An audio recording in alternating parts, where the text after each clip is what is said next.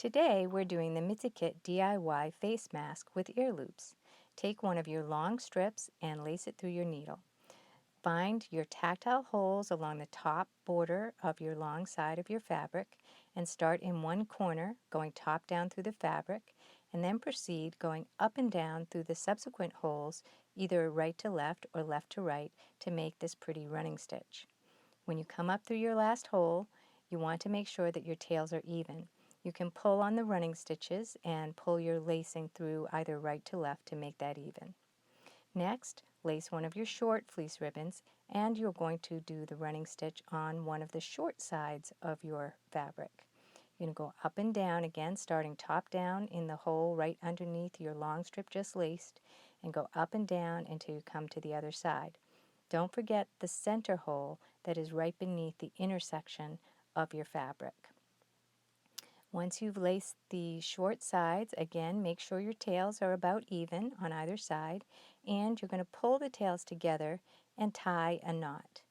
You can either tie a loose knot, which will keep your mask flat on the front of the face and make the mask a little larger, or if you want, you can pull your tails tighter and cinch up the fabric, making a pleat in the front.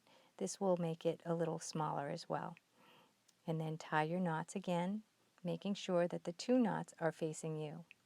Finally, take your long last strip and you're going to lace this through the side hole just beneath the stitching that you just did for your short side. Lace it through so that it goes from one side to the other. And again, you want to even out your tails. Now, you should have two small elastics that came with your kit. Double up one of these elastics around 2 fingers, pull the long strips together on one of the sides, and slide that elastic over those strips until you come close to the edge of your fabric, about an inch away. This creates an ear loop. Do the same thing for the opposite side. The elastics make this adjustable. So now you can put the ear loops over your ears and rest the fabric with the running stitch across the top of your nose and your cheeks, and simply pull on the two tails on either side of your ears to make them nice and snug and fit them to your size.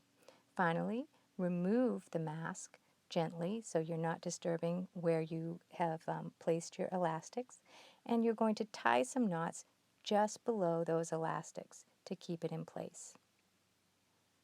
Once you've done this, you can slip off those little rubber elastics and trim off the tails. And there you go. Your mask is complete. To wear, again, slide over your ears, adjust it so it's nice and snug across the bridge of your nose, and you should have completed your project. Happy crafting!